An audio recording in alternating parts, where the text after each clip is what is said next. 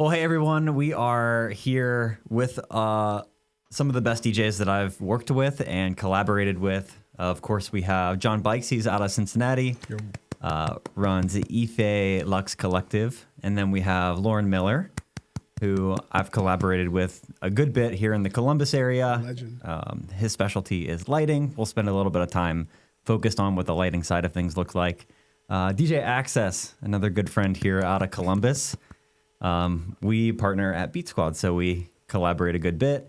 And my name is Vince. I am a photographer, videographer, DJ, content creator. Have my hand in a lot of different things. Swiss Army knife. Yes, the Swiss Army knife of DJs. Can you say knife? Demonetized immediately. No, I'm kidding.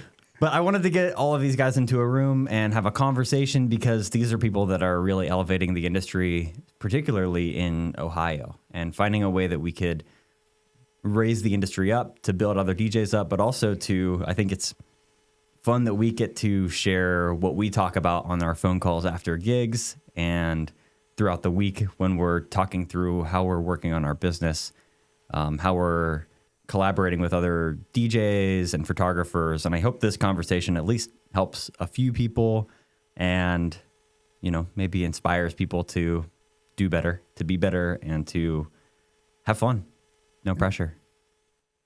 So. Yeah. How's everyone's gigs going? I know I'm having I think we are in a dangerous time right now.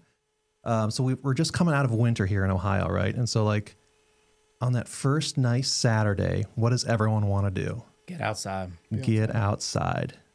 So we've got two things going against us. You know, it's light o'clock. It's light till 9:30 now. We're getting close to that summer solstice. And we just had a crappy winter. So when they're last Saturday, everyone wanted to go outside. Sure. And sometimes it's demoralizing as a DJ when but it's nothing that I've done. I can't beat Mother Nature. Mm-hmm. How do you guys combat that? Yeah, I had one this weekend where it was beautiful this Saturday. 75 and sunny. Perfect out. Literally perfect.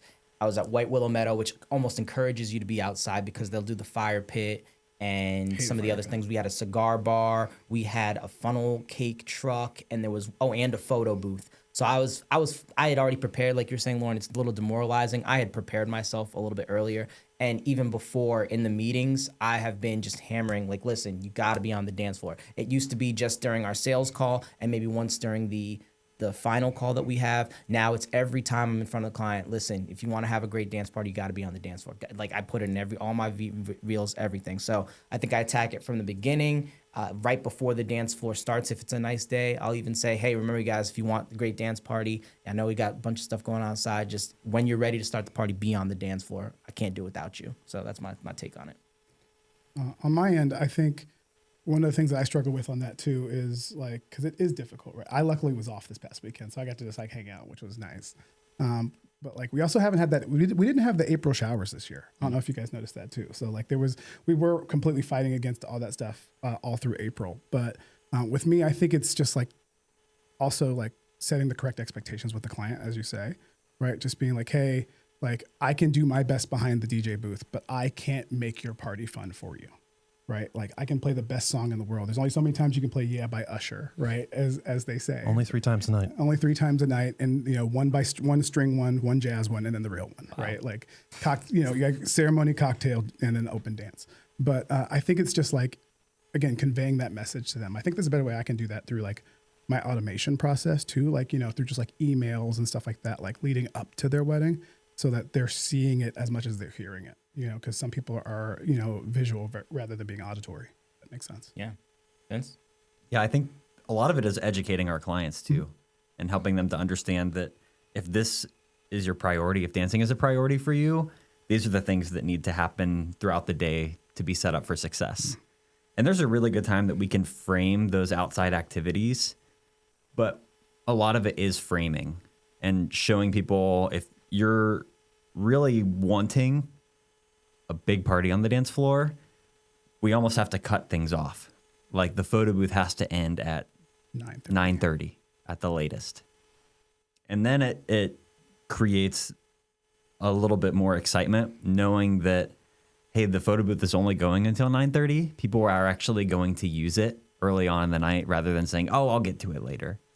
Or if the funnel cake truck leaves at 10 o'clock, then that last hour can be completely dedicated to just the party. Yeah, yeah.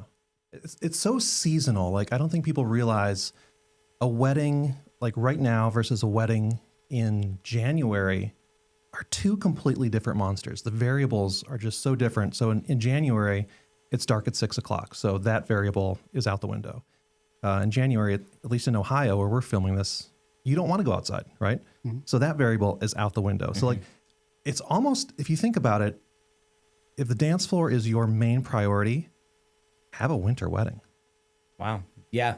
I don't hate that, actually. You know, like, you also get your venue cheaper. Most your venue's cheaper. You get your pick of all the vendors. Yeah. Like, if that's what you want, like, a winter wedding has a lot of things going for it. Yeah. The production side of things too, because you have a complete open format of doing fun lighting without the sun. I love lighting, like in the shoulder seasons and the winter seasons. You know, in June, like I'll tell people this, like, you know, I'll sell you lighting for a tent in June. Like I'll sell it to you, but like, I don't think it's your best bang for the buck because it's going to be light till 10 o'clock and your neighbors are calling the cops at 11. Yeah. So you're going to get an hour of like the full lighting effect. I feel like you can better spend your money elsewhere. But Loren, when I think about what you do for lighting and it's like the accent lighting, because there's a tent and there's shade, isn't there an opportunity for you to say, hey, listen, all of your beautiful florals and all these amazing decorations that Prima and all these people do, they're going to be in the shade. So we need a little bit of pop of light. Isn't there an opportunity there? Yes, but also too, we're seeing a trend of these clear tents. Yeah. Mm-hmm. And it's one of those things where ovens. Like it looks great on Pinterest. I'm glad you said it. I wanted ovens. to. What would you say? These ovens. They are basically mobile greenhouses. Yeah. And we've all been inside. We've sweated, you know, we've gotten low. The sweat has dripped down for us. I'll lose 8 pounds on a night, no problem. Yeah. Yeah. But the clients just see it on Pinterest and it looks absolutely gorgeous. And the pictures do look great. But that's the balance of the logistics and how, because you guys all know this, like something that people often overlook is client comfort. Guest comfort. Yeah. I hear you. You know, like if your guests are too hot, they're not going to dance. I had a wedding in a tent July last year. It was 97 degrees out. People would dance for a song and a half and then have to go get a drink. Yeah. You know, like it's just what it is, you know, like unless you got a bunch of ultra marathoners, like as I am, as you are.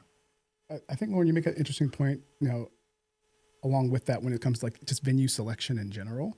Like, I think it's important to see your venue in 2 different times, right? Like before you make that selection is see it during the day and also see it at night.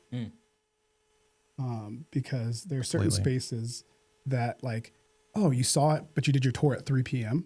and it looks great. But then you don't know if you need lighting for your venue. You don't know, you should always get lighting. Don't get me wrong. Trust me. But like, you don't know if you need specific kinds of lighting because you haven't seen it at 7 p.m. So like, especially if your wedding is in, you know, the summer or whenever, like see your venue in the fall when you can see it at 3 p.m. when it's bright and then at 5 p.m. when it's a little bit darker. So you can see what it's going to look like when your dance floor opens, you know, when you're going to have those moments. Or in general, your ceremony is going to start at 5 p.m. anyway. You'll know what your venue is going to look like.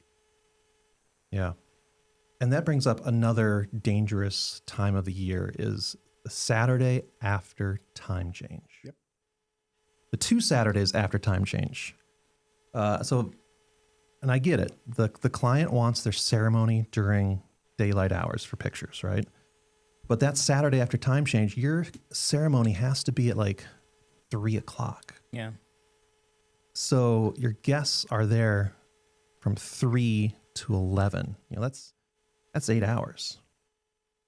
You know, like that's a long time. I agree. And then here's another thing that people don't realize is that time change interrupts everyone's sleep schedules. Mm-hmm. So people are like, they're not feeling very good for that week after the time change, you know? So that's there's so many like variables if you think, and I really like to think holistically about you know, I kind of consider myself an event producer. Yep. Like I am a DJ, but really I am producing this event from start to finish. Experienced designer. And like, so all of these variables that you really can't grasp until you've done 100 of them, you know, like and I'm still learning more variables every single Saturday. Like there's so many things that go into, you know, these experiences for the guests. And that's why, I don't know about you guys, but I'm sure you love the clients that just trust you. Like, hey, what should we do here? Like, I love those clients. To a point. So obviously I want them to trust me.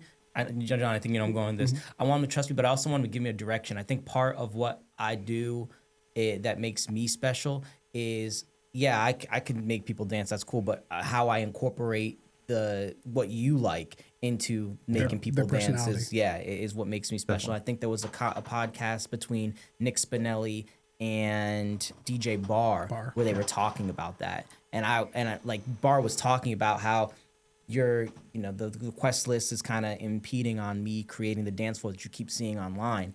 And I could see Nick, because I know he's similar to me in that way.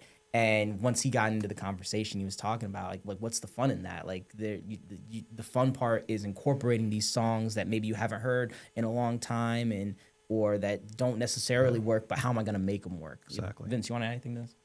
Yeah, I think from the music perspective, I like having a must playlist that's dense, but one thing that I love to communicate with all of my clients too is that it's kind of a roller coaster journey, right? At some point, you're going to leave the dance floor for a drink, for a conversation.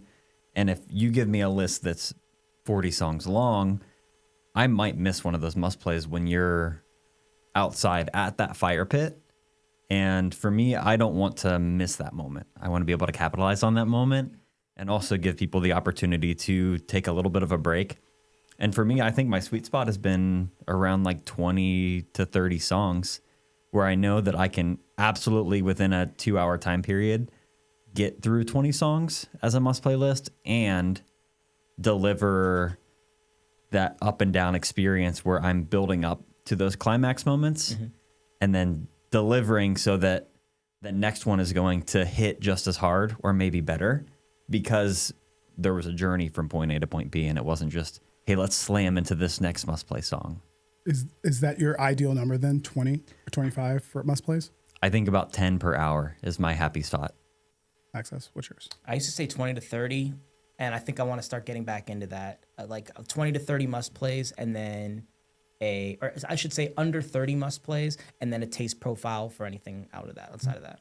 What about you? Yeah, I love, like, I'll tell people, like, send me a Spotify playlist and make the first 10, like, I've got to hear that. Yeah. And then the rest is kind of like goes down on importance. It gives me like a great, like, bigger picture, you know, like I can see more of their tastes versus than just, 20 songs. But if I see a whole list, I can see how they kind of fit together. I can see more of, and it really kind of spurs me on a little bit. But have you guys been experiencing this? I feel like music is changing so much right now. Like my last couple weddings, Pink Pony Club was mid at best. Hold on, John, do you want to wrap up on the last thing we were talking about before we head here? My process is really long for the way I do my music. Like I do 10 must plays. I do 30 suggestions. So that's like your vibe set. And then I give you 20 for dinner, 20 for cocktail. Right. And I said, do whatever you want with all those, 60 songs, right? However you want to do it. But the 10 must plays are the ones that are like, I've even renamed it to favorites, but like I hate the term must play. Okay.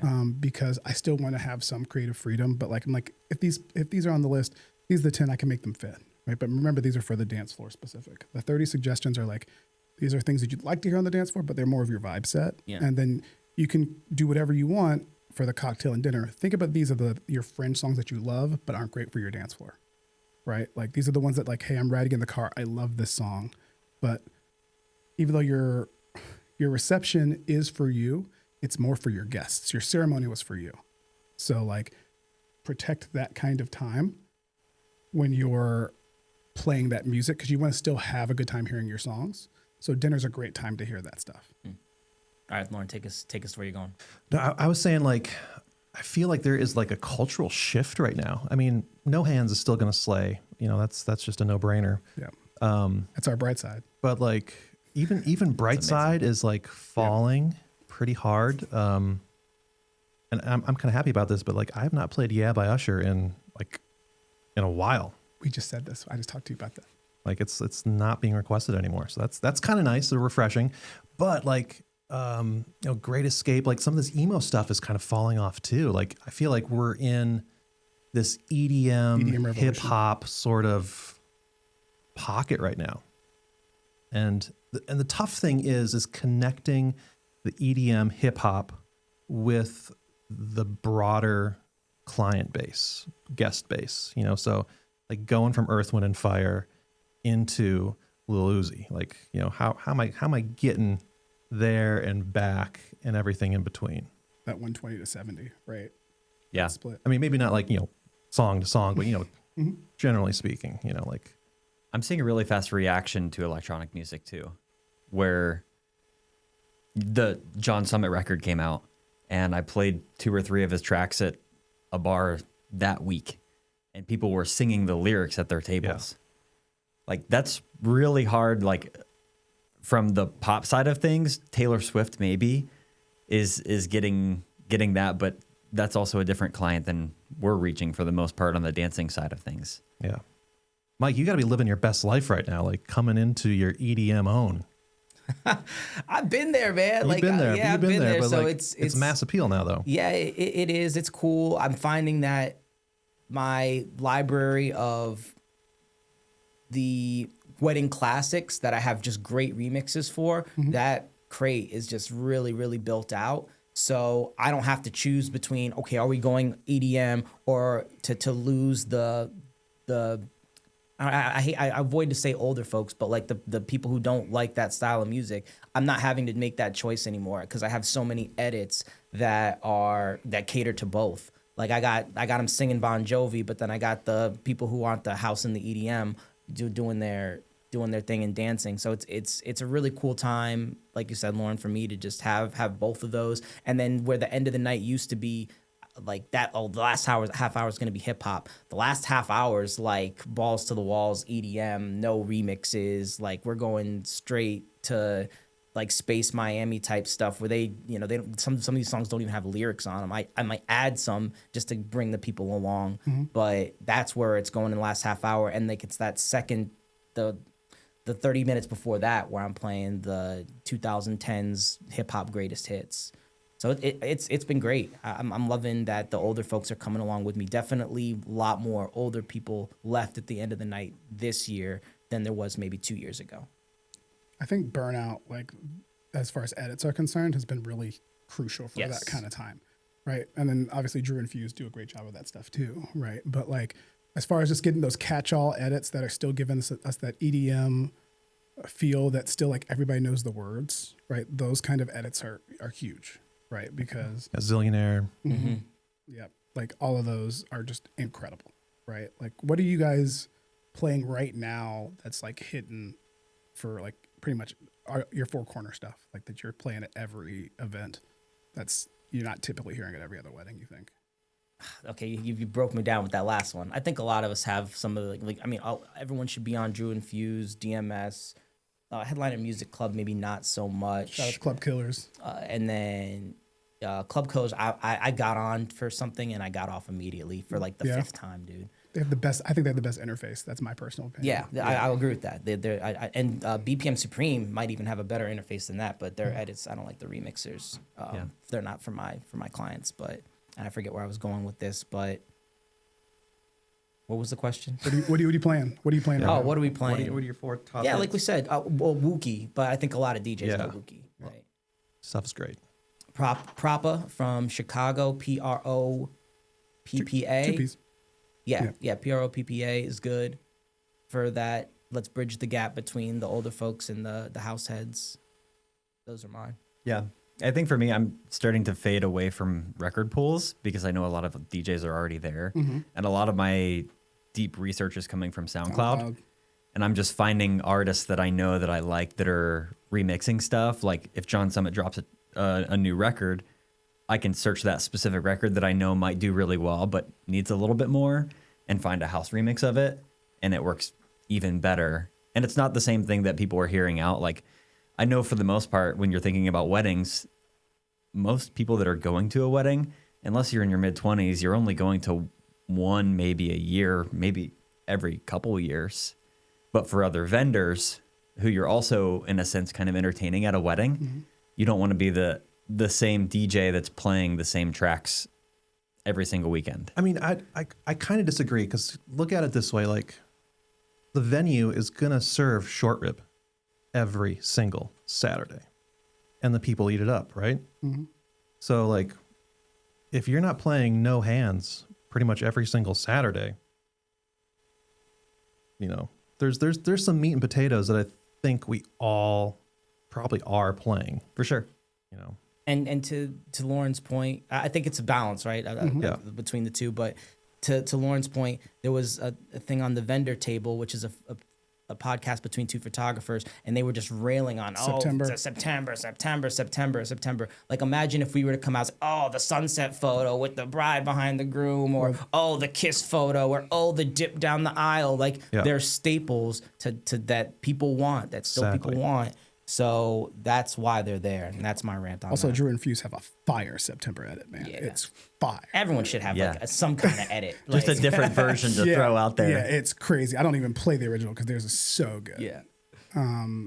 So that's actually a good point that I'm curious about. Like, when you think about, because when you mentioned sunset photo, it's a little triggering for me, because I always think about, like, you know, when a photographer just grabs my couple and takes them for like 20 minutes. You know, like, what are those kind of things for you guys that, like, because we're the people controlling the room, like, on day of, like, what are those things that kind of irk you guys a little bit on day of in those situations? so I want to look at the wedding holistically. Yeah, of So course. I want to do everything I can to make the photographer's job better.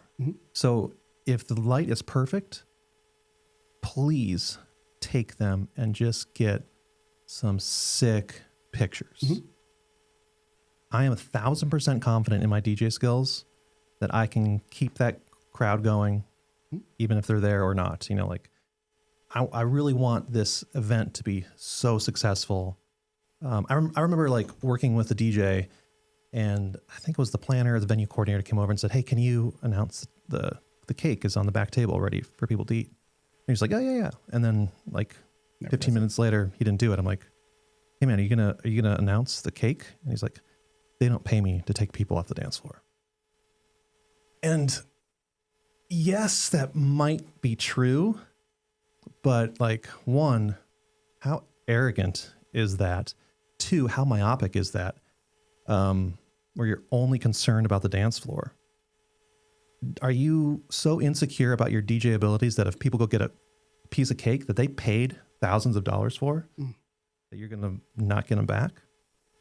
So I really want to, you know, how can I empower the photographer, you know, to get that amazing sunset shot, that amazing dance floor shot? Because ultimately, when we produce great events, it is better for our client and it's better for our businesses, because that amazing sunset shot that I'm going to be able to retweet, you know, that, like, that's going to drive traffic and drive referrals. Yeah, at the end of the day, you're setting all of your other vendors up for success too.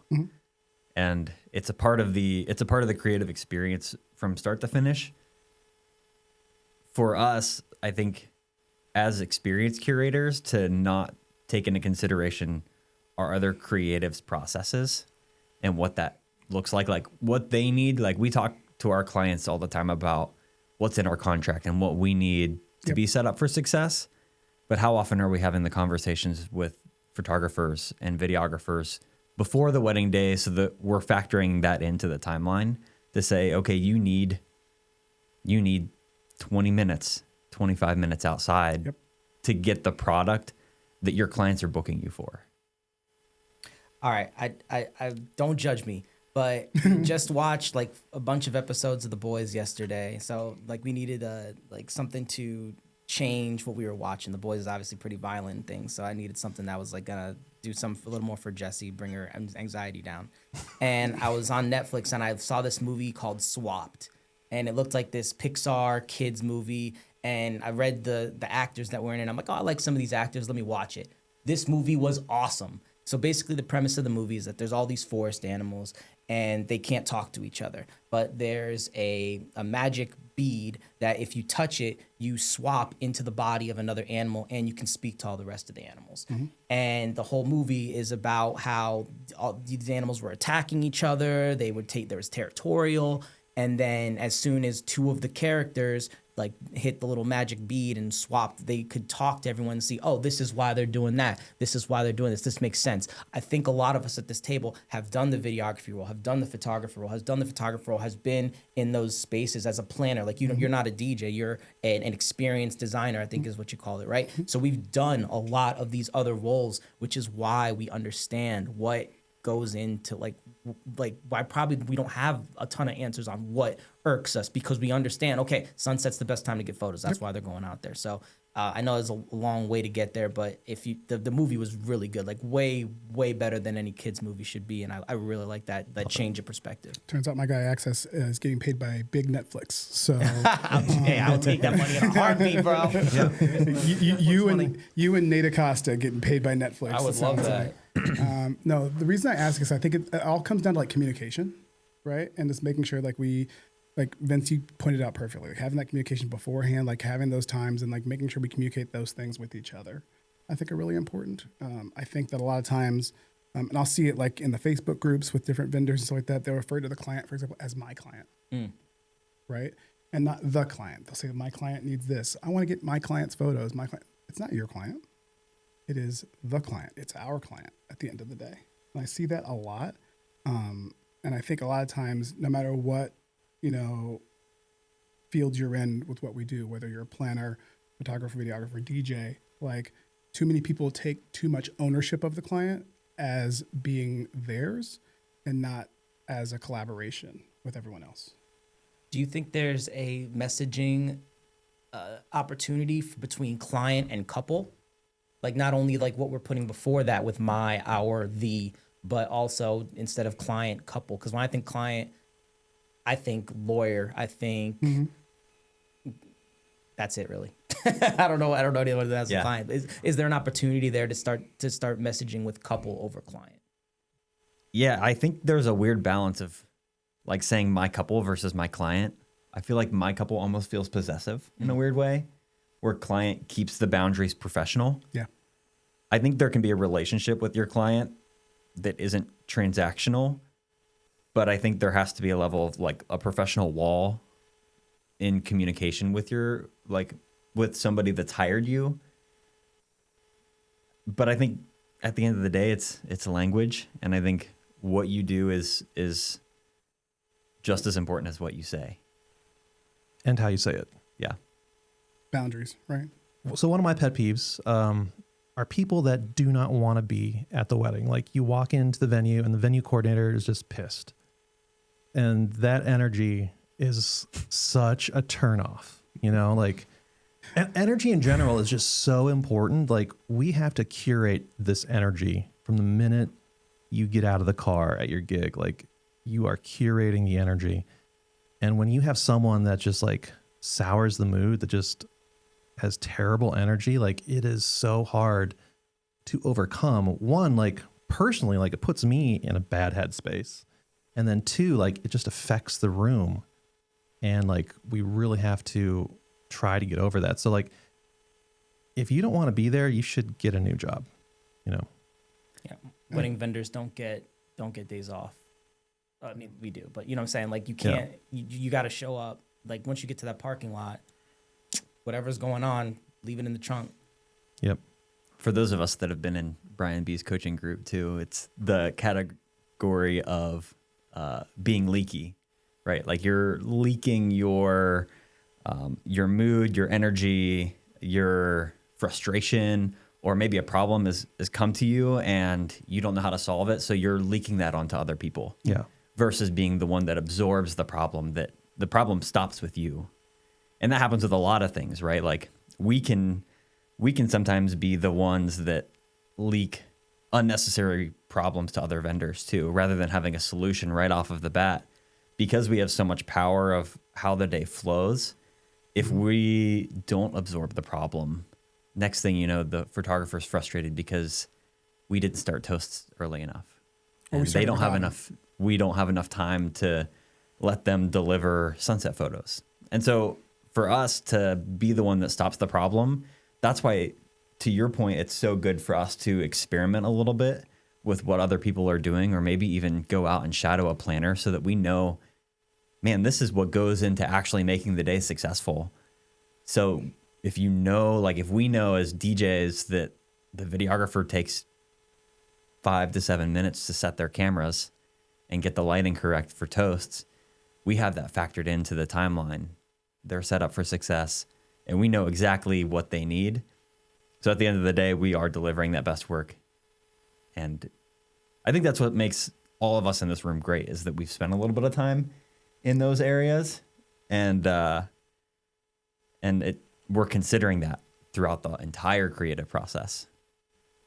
Well, and I like to look at a wedding as like live theater or film set.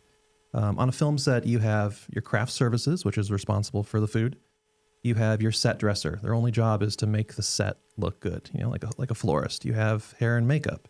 You have your camera crew. You have your lighting department. You know, you have all these different departments, and their one goal is to create just amazing end result content. And when like you can get on a vendor team that thinks like that, like that's a ton of fun. If I'm going to give up my Saturdays, I want to have a fun time, and like I want to work with people that are like fun to be around and also pushing me creatively, you know. So like let's do something epic.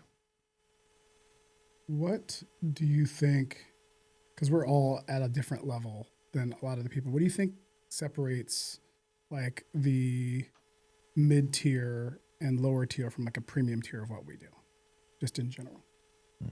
First thing that comes to mind to me is aesthetic. I think even if you're not the DJ who I'm going after, the aesthetic client where aesthetic is my thing, once you get to a certain price point, the aesthetic is something that matters. Even though you'll never see anything about aesthetic on my website. I don't talk about my gear like that, but my gear is in a certain place that when someone shows up and says it's a $5,000 DJ, it looks like a $5,000 DJ, even if it's not what I'm talking about ever in my sales or marketing process. Yeah, I think it comes down to the 1%. The 1% differentiators in a lot of different categories. And I'm thinking about it from the perspective of live sound, emceeing, DJing, reading the room, the creative process. And when you take those basic skills, right, like the basic skill of live sound, and you give people the correct tools to be able to actually increase by that 1%, when you start adding those 1% areas up across the board, it takes it from, okay, you're not just a good DJ. Like you're not just a good MC. Like you're delivering an exceptional experience. And I think live sound is a really great way of expressing that from the perspective of, if we're being technical, you have like a parametric EQ, your highs, your mids, or your lows. But as soon as you upgrade your equipment, you have the ability to control a 32-band EQ that gives you the ability to notch out a very specific frequency that if somebody stands in front of a speaker, you can notch that out and not have a problem in the future. And that's just that 1% thing that you can do because you have access to the resources to be better, and you have people around you that have trained you on how to properly use that. And I think in the industry, specifically with DJs, there are a lot of DJs that are great DJs, but they don't have the people around them that have taught them how to use the stuff that they have. So not almost like there's a bunch of categories that make you a great DJ. How many of these categories are you proficient in? How many categories are you excellent in? Kind of like that, to simplify it. I like that. Yeah, and I would sum that up into like, I would call that experience. You know, there's no shortcut for experience. I agree. But are there $800 DJs who've been doing it for 30 years? I feel like it has to be more than that.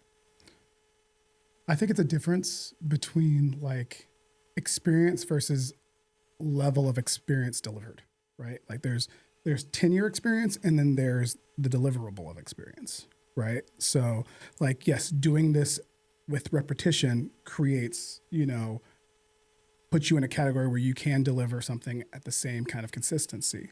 However, you have to raise the tier at which the people you're working with, something that I've heard you say before, you want to be the least expensive vendor in the room, right? I think that's important because then you're always raising the tier of the person that you're working with.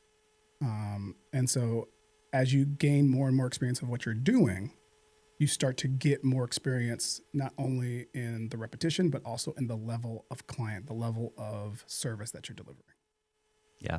I think a lot of it is the sensitivity to the quality too. Like to be able to say, man, that was good, but how can I make it better? Well, Loren, I want you to elaborate. Yeah. So, all right. So experience. So then I would have to say plus mindset. And I think everyone at this table, we have that mindset of like, how do I make this amazing? All of us here can DJ ourselves out of a shoebox if we need to. Like that, we're not even worried about that, right? It's like, but it's all these other intangibles, and the universe is going to bring something to your wedding that's going to throw you for a loop. And I almost kind of like embrace that. I'm like, all right, universe, what do you got for me today? Like, let's see what I you am got. not like that. I'll handle it when it comes to fire. But I'm not bringing anything up. Oh, the elevator's broken? Keep Cool. going, Loren. Yeah, I mean, I don't want to use stairs. That's the worst thing. Bring it on. But because to me, like that's we've been doing this for a while, and you don't want to just do the same thing over and over again. And it's like you brought up something like I'll kind of piggyback off that. Like, how do I work within these parameters that the client gives me, and how do I work within these parameters that that the venue gives me, or the universe gives me, or the weather gives me? All these different variables that are you could be at the same venue every single Saturday in a month, and then but it would be so different from week to week just because the weather's different, the vendor team's different, the client's different. And that changes for us because we work so dynamically. Like we are doing the same thing, but we're not doing the same thing week in, week out. And so that experience, but like you got to have that mindset where like, I want to make this better. I'm not just here to make a paycheck. I don't want to do, my wife calls them work avoiders. Like, how do I do just the minimum to get by? You don't want to be that guy. Well, then here's an interesting question on top of that. Why do you think, because I think it's just in general, it seems the same, the thing I see the most anyway. Why do you guys think that of all of vendors, the DJ seems to be the one that's the most undervalued? Yeah, I was just having this conversation with a bunch of planners, and I brought up this metaphor. There's a rental house in Columbus called Aiden and Grace, and they have beautiful stuff. And they have this circular bar that's gorgeous. I think it's $3,000 to rent it, right? Kind of like a standard DJ price. So think about it this way, and Brian B says this, like if something's true, then the inverse or the opposite of it must be true as well. So value, if you have this bar in the center of your venue, it looks great. But if you take it away, does that party still happen without that bar? Yeah. Now, if you have this $3,000 DJ, party's going, but you take that $3,000 DJ away, what happens to the party? There's no party. Sure. So it really kind of like drives home the importance of the DJ, which used to be just a throwaway. Yep. But now, I mean, what number do you think the DJ is responsible for the wedding? Like a percentage wise? Depends on the wedding. 30%? Depends on the wedding, because I'm assuming most of our clients are music first clients, right? Mm-hmm. Yeah. So I mean, give me a range. What? I mean, for a music first client, 80%. 80%? For a client that's aesthetic focused, 10. And so if you think of like the average wedding in Columbus, $50,000 to $80,000, and we bring 80%, even if we brought 10% of the value, we are still such a value when it comes to our fees. I think it's because it's supply and demand, right? How many DJs would do that wedding for $3,000 or $1,500 or whatever it is? How many people want to do that? Whereas I think about there's far more DJs than there are design companies, right? So the supply of someone who can get you a $3,000 bar is far lower than a person who can give you a good dance party. Obviously, we can talk great, excellent, exceptional, definitely, but like good dance party. Yeah, well, that's a fair point. So supply and demand is part of the equation, but just overall value, you know, I'm sure you can get a bar for cheaper, just much like you can get a DJ for cheaper.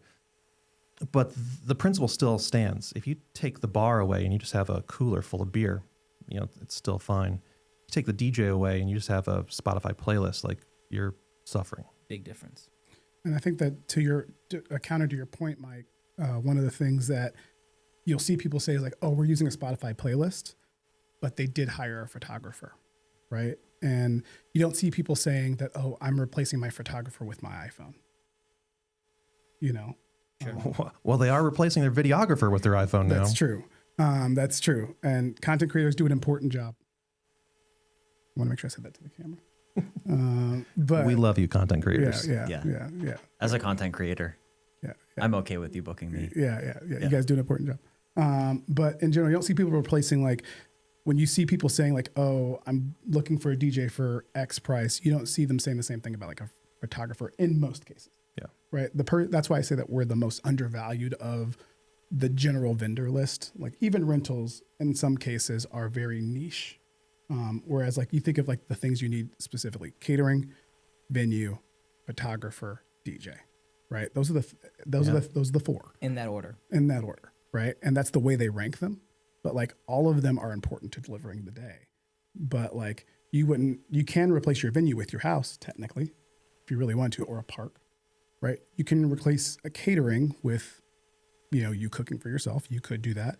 You could replace a photographer with your iPhone if you wanted to. But the only thing you really see people saying that we're going to replace is Spotify playlist, which is interesting. Yeah. I mean, I don't know too many people that have done the Spotify playlist. I mean, we've heard about it. It's kind of urban lore. It's more just the concept of it. Yeah. Let's ship it to eloping, right? Like I think that's the actual. I don't think it's the Bluetooth speaker or the Spotify playlist that actually is our competition right now. I think it's eloping versus spending the $50, $80, $100, $200,000 on the wedding. You guys view that differently at all? Not really, because the eloping client does not enter my sphere. Mm-hmm. You know, like they're doing their own thing, which is great. Good for them. There are plenty of weddings to go around. That's true too. You know, so weddings have gotten. I think we're gonna the economy and the rising prices of everything are really close to having some like repercussions. I think the videographers kind of did this to themselves. Before COVID, videography was $1,500. You know, you look at like videography now, it's 6, 7, 8, 9, 10. Not saying that's great, you know, get your worth. But that rapid rise of prices, I think, contributed to the demise of videography. I think format also did. Format as well. People are so used to an iPhone screen. People don't watch movies anymore, so they don't value the cinematic aspect, the storytelling aspect, time it takes to put in, you know, to do a 10-minute video. You're looking at 10 hours of edit. That's just the edit, not to mention the capture. Like, that's a skill set. That's an incredible skill set that takes time and money, and they're worth every bit of it.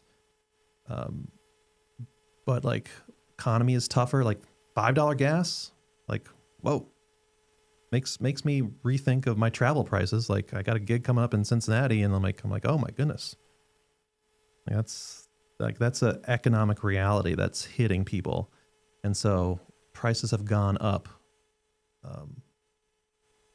And when is the price elastic? At some point, there has to be a. What percentage of the clients that book you actually look at the price of gas when they fill up their tank? No one, but I'm talking more of like a macroeconomic worldview. You know, like if you take a step back and look at the macroeconomics of it, because we are a luxury. No one needs us. They can go to the courthouse and get married, right? So it's like how do we continue to elevate our field, to continue to raise the bar? Like I think DJs are doing great right now. Like the average DJ's 2,000, 3,000, somewhere in there. Like that is like, that's a livable wage. Like you can do 40 weddings and, you know, take care of a family. Like that's great. Versus before, this was like hobby only at $600 a pop. You know, that was like some spending money. Where is it, if the average DJ price is $5,000, does that change the picture for us? Or at $10,000, does that change the picture for us as an industry? You said at what point does the elasticity of Yeah, the pricing actually affect? I couldn't. So price elasticity means this. So like gas goes up, but we still have to buy it. Like there's a point where gas demand drops off a little bit, but really not much. You know, like so that price, that supply and demand of gas is elastic. Is the price of the average DJ elastic? I would argue not so much. So if we're not adding insane amounts of value as we get up into, you know, the upper echelons of that pricing category, I think you're going to see the market react in some sort of way. What do you say then actually to that point about the DJs that like compromise on their own price? Right? So like they come in at a number, right? And then they lower their own number based on what they quoted the client. Well, then that wasn't the true number then. You know, so I don't do discounts. I mean, unless you're like my brother. In that case, you're getting a free DJ. But like, this is the amount of money that I need to make on a weekend to pay my bills, to work at my highest level, to give you my best work. This is the amount of money that I need to make at each gig, so that 40 gigs gets me this per year. Rita comes up and says, my sister's getting married, and I want you. No discount? If who? Rita from Prima. I mean, there's always an exception to the rule. I will say this: like, I consider vendors family. So vendors are getting the family. That's the answer right there. That's true. I consider vendors family. That's a great answer. Yeah. That's nice. But Loren, you don't have anything booked that weekend. Hypothetically, I mean, like, if there's a connection there, if this is someone that I care about, like, I'm gonna make it work. You know, if this is a business, then it's business. You know, so it's yes, I am DJing at both things, but one is a different sort of a thing than something else. You know, and to me, like, I want you guys to like play the long game. Like this is a long game. If you work with vendors, and I am so lucky that 95, probably more than that, % of my business comes through vendor referrals, venue referrals, client referrals.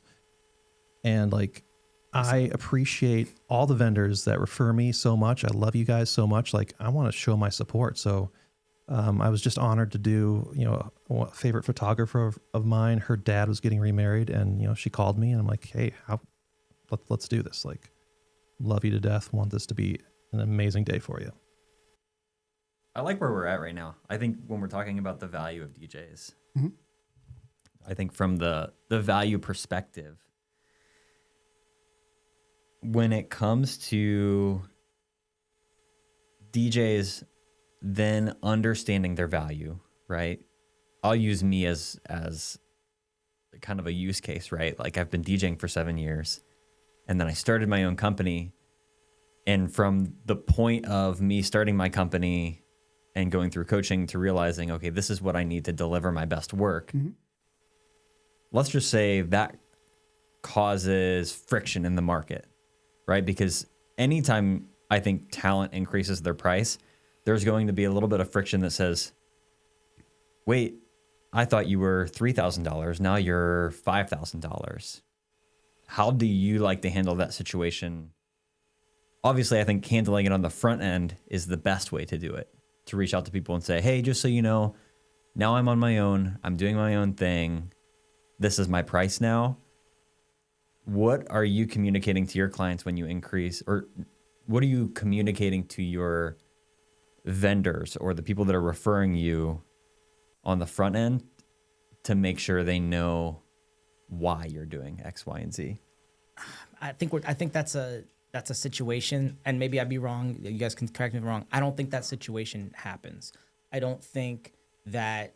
I think the when I'm referring someone, I don't give them other prices. I don't say, hey, book John because he's XYZ price. I book Jorgensen Oak Grove because it's this price. I leave that up to them. Like, they can go to the website, find out what the pricing is, and go. I like this idea of someone coming up to me and saying that, oh, your price was this, maybe in a corporate situation, like if they booked me for a yearly event and it went up, maybe I'd have to explain that, but they're in corporate. They know that everything's gone up in the past year. So I'm not sure that situation happens. I really think pricing is about what can you say confidently, what can you communicate confidently to a client with your social media, with your website, with what you do on that sales call, with the referrals, the reviews that are on Google, the Knot, Wedding Wire.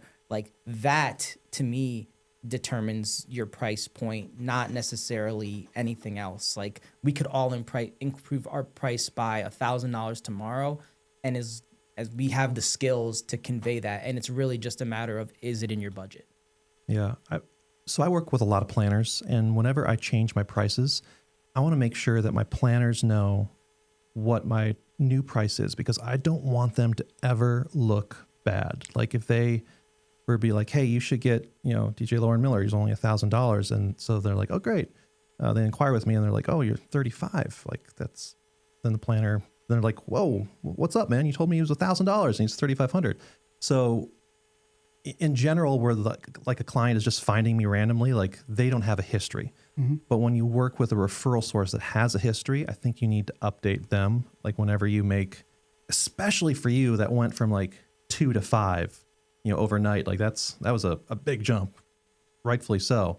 But I think there was like a shockwave that went through the community, and there's no way around that. You got to rip the Band-Aid off and confidently say, like, I'm worth every penny of this. In fact, I'm undervalued.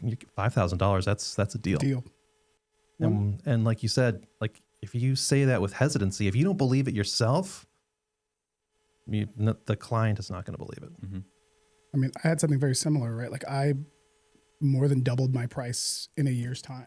Right? Recently too. Yeah. Like, you just did it. I just did it. And one of the reasons why is because, value is where it was. And I'm glad you said that, Loren, because I literally reached out to every one of the planners that I work with very closely. And I said, hey, just so you know, yesterday's price is not today's price, essentially. And I think it's a good judge of the relationship you have with that person as well, because I think a great response is great job. Or if they have questions about it, that's different. But if they're ultimately supportive of what you're doing, that means that person is there for you as a person, not only just as a vendor. I think that's super important to your relationship as well.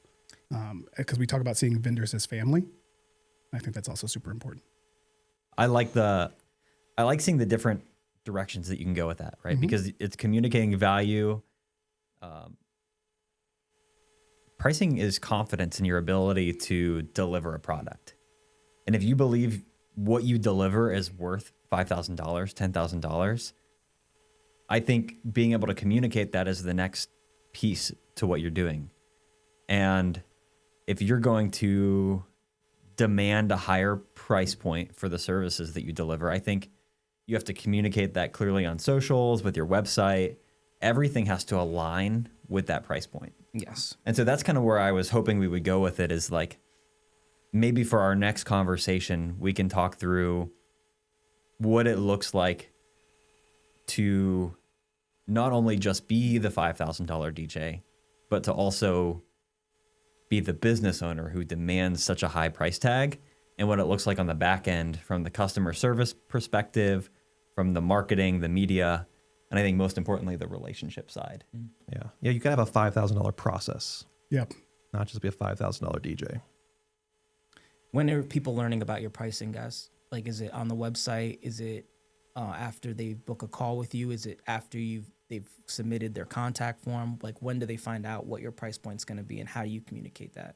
For me, it automates to them immediately after inquiry. So not on your website. My website has a range. Okay. Because I have a team, right? So it says my website, it starts at like what the basic 2 enhancements and a DJ, from the lowest priced person on my team, all the way up to like me plus like hybrid, right? Yeah. Essentially. So it's like, my website says 2,800 to 9,000 plus is literally what my pricing is listed at. It shows that range. So, and my pricing is, for me, smack in the middle of it. Yeah. Right. So you understand what the range is, so that way you're not shocked. And then when you actually inquire, you will see price for price, exactly how it breaks down. Loren? I like that. I'm only doing like starting at price, and then once they inquire, they get a brochure with all of my pricing in it. But I do like, giving them a top end too, so they're not like, they open the brochure and be like, oh. Yep. I also have it broken down, like, here's what it costs per musician. This, because I borrowed your model on it, like $6.99 per hour per musician, bang, minimum of 2. So they understand how that works too, because people hire me a lot for the hybrid side of things. And I'm like, and they see me do it more than anybody else. So they look and hire me. I'm like, if you want me, you got to book at my rate as well. Yeah. Like, there's not like a compromise in that. Yeah. Separating talent from production was one of my biggest learning pieces in the last year, right? Like, beforehand, everything it was an all-in-one package. You book, you get these lights, you get this DJ for this amount of time, and then if you want the ceremony, you add that on. But then there are other things that are also production pieces. Why aren't they included in the production? If my price is going up $1,000, why is that not included in the package? And for me to be able to say, hey, just to have me at your event, it's a minimum, like this is my minimum, and then production is scaled around that. And to be able to say, what I'm going to do is build out a proposal for you that aligns with your goals. And anytime you deliver that proposal, you're saying, this is based off of what you want, this is what you need to achieve that.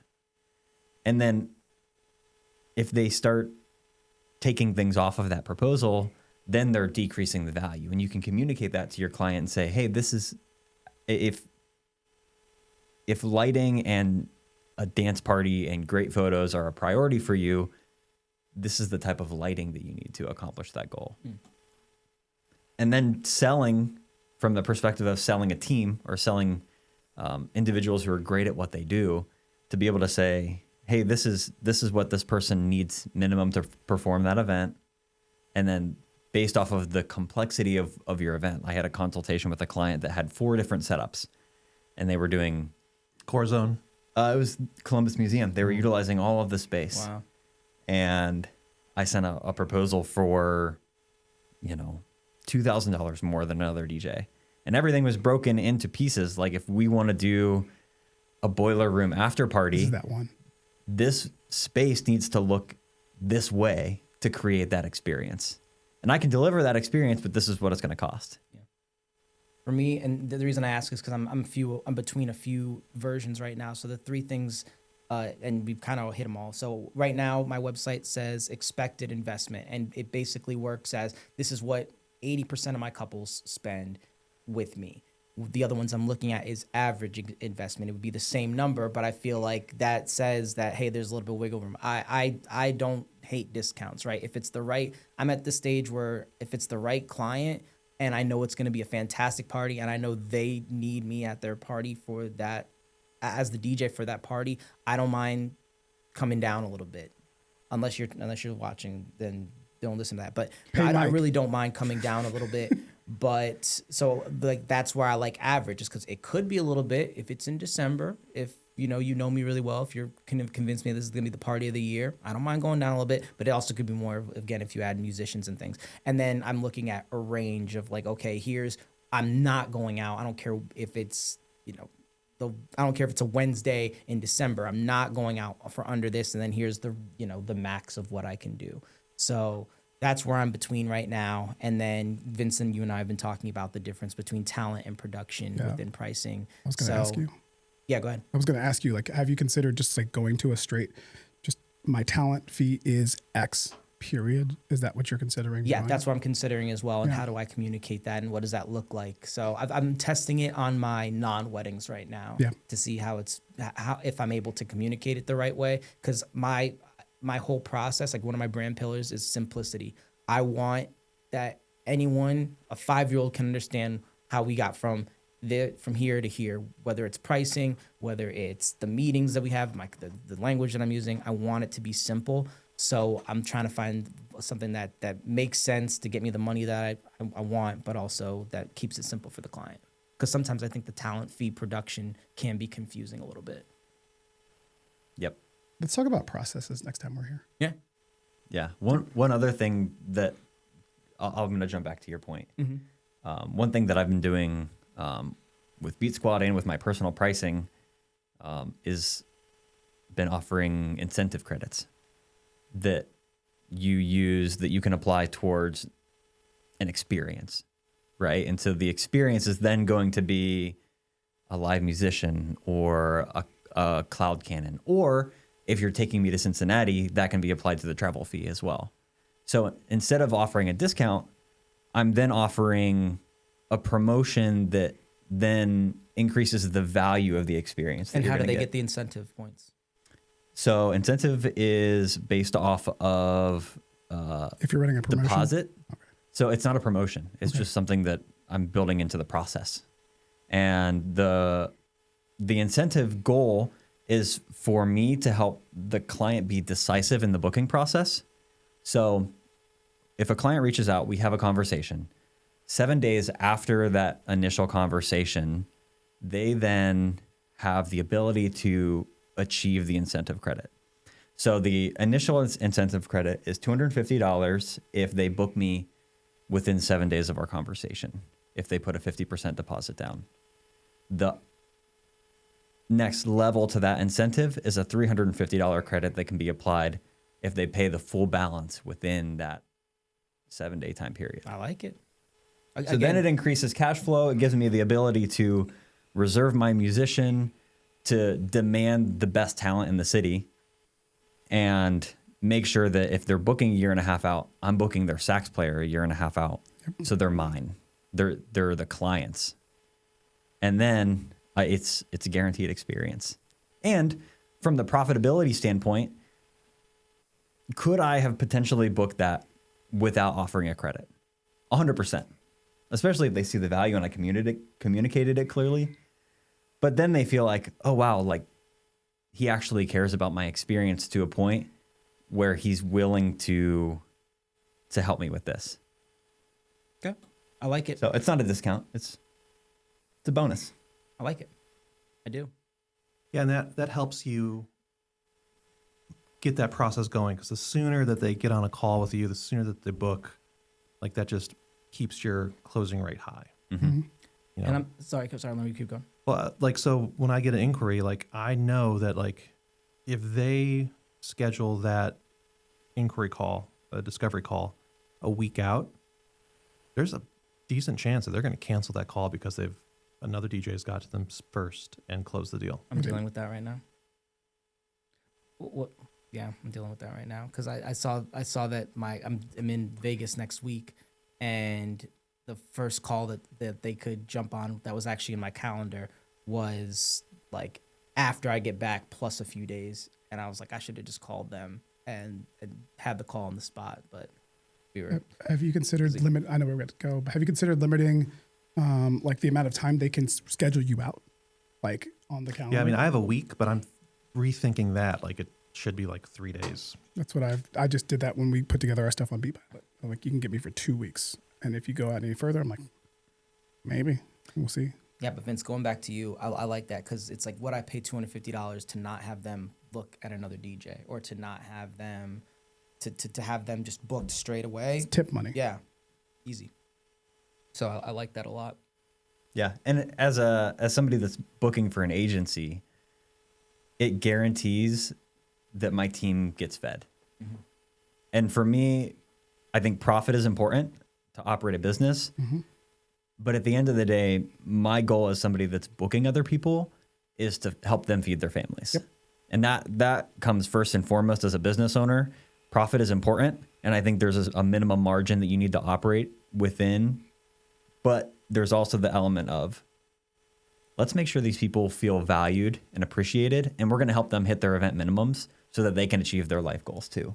People over profit at the end of the day. And I'd push back on that because I was a part of a system that was profit over people. And so I pushed back hard on that and started people over profit. But if you don't profit, there are no people. So I say it this way, the people are the profit. It's a culture thing more than So it's like they have to be equally as important. When you start, prioritizing one over the other, things can go sideways. it's true. Yeah. I think that's why the minimum, like the event minimum, right? Like this is what you need to deliver your best work. This is what I need to make the business functional.